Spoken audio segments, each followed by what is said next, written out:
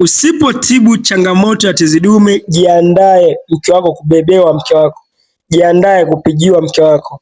Ngoja nikwambie tu ukweli leo mwanaume mwenzangu. Kuna watu ambao wanadharau changamoto ndogo ndogo zinapokuwa zinaanza mpaka changamoto hizo zinakuwa kubwa. Ukweli ni kwamba changamoto ya tezi dume huanzia mbali, huanzia kwenye root march za usiku kwenda kukojoa. Mwanaume unaanza kukojoa mara kwa mara nyakati za usiku. Mwanaume unapata maumivu wakati wa kukojoa.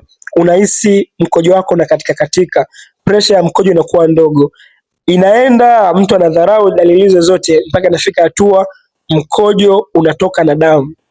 Mpaka inafika hatua mtu anashindwa kukojoa. Mpaka inafika hatua mtu anaanza kupata shida za mifupa. Mpaka inafika hatua anaambiwa ana saratani.